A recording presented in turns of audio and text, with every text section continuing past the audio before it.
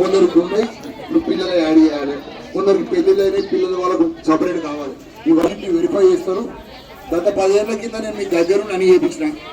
కొందరికి ఉన్నాయి, ఇప్పుడు కొందరు పెద్ద పెళ్ళిళ్ళు కొందరికి అయినాయి, కొందరికి ఇల్లు లేని వాళ్ళు, డబుల్ బెడ్రూమ్ వచ్చిన వాళ్ళు చాలా మంది ఉన్నారు. పోంగా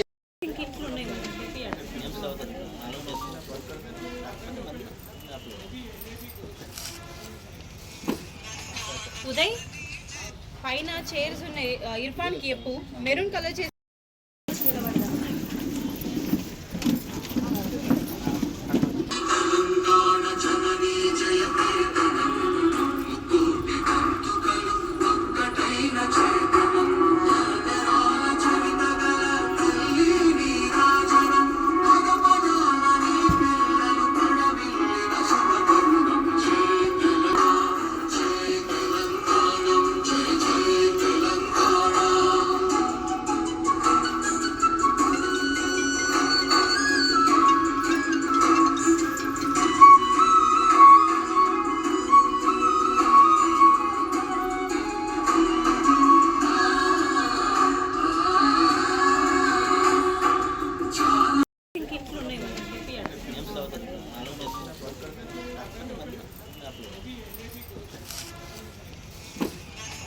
ఉదయ్ పైన చైర్స్ ఉన్నాయి, ఇర్ఫాన్ కి చెప్పు మెరూన్ కలర్ చేసి ఏదైతే మనకి రేషన్ కార్డులకు వార్డు సభలు ఉన్నాయో, అట్లాగే మన ఇందిరమ్మ ఇండ్ల పథకాలు ఉన్నాయో, దీనికి సంబంధించిన ప్రతి ఒక్కరికి ఇప్పుడు చదివిన దాన్ని బట్టి మీ అందరికి అర్థమయ్యే ఉంటుంది.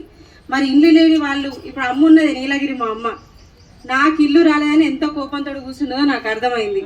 ఇట్లా ఎవ్వరు కూడా కోపం తెచ్చుకోవద్దు నా మీద. మీరు అందరు కోపం చేసుకుంటే నేనైతే ఉండను ఇంకా. సో మీరు అందరు కొంచెం నాకు ఇంకా కొంచెం సహకరించండి. ఇప్పటికే మస్తు సహకరించారు నాకు. సో ఇంకా కొంచెం కూడా సహకరిస్తే మీకు ఎవరికైతే ఇండ్లు లేవో వాళ్ళందరికీ ఇండ్లు పెట్టించే బాధ్యత నేను తీసుకుంటా, 100% తీసుకుంటా. నేను తీసుకొని ఏడలో నేను మళ్ళీ ఒకసారి మీ దగ్గరికి వచ్చి ఓటు నా కోసం అడగను, ఎవరి కోసం కూడా నేను అడగను. అండ్ అట్లాగే ఇంకొక విషయం, రేషన్ కార్డులు ఎవరికైతే లేవో అందరికీ రేషన్ కార్డులు వచ్చేలాగా చూసుకునే బాధ్యత నాది. 48 వార్డులు తిరిగి అందరికీ నేను చూసుకుంటా అని చెప్పినప్పుడు మన వార్డులో నేను చూసుకోకపోతే కుదురుతుందా? ఖచ్చితంగా 48 వార్డులది కాకుండా మన వార్డుని కూడా అందులోనే పర్యవేక్షణగా తీసుకొని ఎవరికైతే రేషన్ కార్డులు లేవో అందరికీ రేషన్ కార్డులు పెట్టించే బాధ్యత నాదే. అండ్ దాని తర్వాత ఏంటంటే, గతంలో మనకి 10 ఏళ్లకు ముందు రేషన్ కార్డులు ఎంతమంది ఉండనో అందరికీ వచ్చినాయి. 10 ఏళ్ల పరిధిలో రేషన్ కార్డులు అనేది మనకు లేవు, ఇవ్వలేదు. మళ్ళీ 10 ఏళ్ల తర్వాత కాంగ్రెస్ ఇప్పుడు వచ్చిన తర్వాత మళ్ళీ రేషన్ కార్డులు అనే ప్రక్రియను ముందడికి తీసుకొచ్చింది. కాబట్టి ఖచ్చితంగా రేషన్ కార్డ్స్ అనేది ఇప్పుడు అందరికీ వస్తుంది. అయ్యో ఈ డేట్కే అయిపోతుందంట కదా అని ఎవరు కూడా మళ్ళీ దీంట్లో కూడా భయపడొద్దు. ఇది నిరంతరం ప్రక్రియ. ఒకవేళ ఈ డేట్కి ఎవరు లేరు, ఈ టైంకి ఎవరు లేరు, ఇక్కడ వాళ్ళు లేరు, సంబంధించిన కుటుంబ సభ్యులు లేకపోయినా కూడా ఇది నిరంతరం ప్రక్రియగా తీసుకొని మనం దీన్ని పెట్టించడం జరుగుతుంది ఖచ్చితంగా. ఇవన్నీ ప్రభుత్వం ముందడికొచ్చి మన కోసం ఇన్ని పథకాలు మనకు అమలు చేస్తుంది. మరి పెన్షన్స్ ఏమైనాయని మా అవ్వలందరూ అడగవచ్చు. మనం ఎన్ని పథకాలు ఇచ్చినా, మనం ఎన్ని చేసినా ఫస్ట్ పెన్షన్ నెల నెల ఇంట్లో 2000 రూపాయలు పడతాయి. సో అది కాకుండా ఇప్పుడు అదనంగా ఇంకొక 2000 యాడ్ చేసినారు మరి ప్రభుత్వం రాకముందు. మరి ఏమైంది అని మీరు అడుగుతారు. ఓకే సరే, ఇది కొత్త సంసారం అవునా కాదా?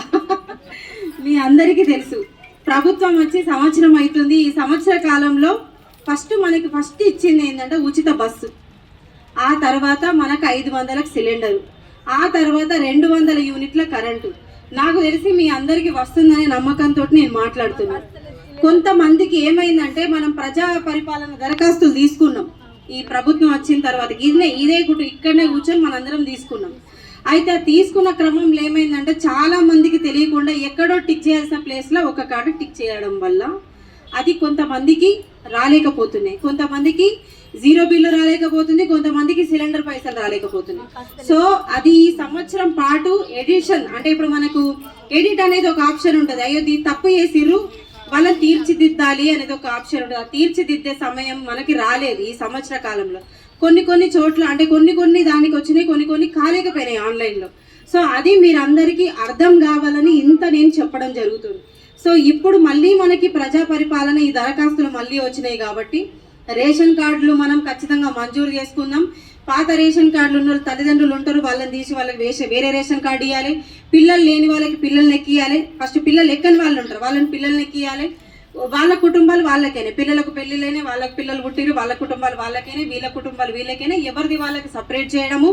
ఖచ్చితంగా రేషన్ కార్డులు ఇప్పిస్తే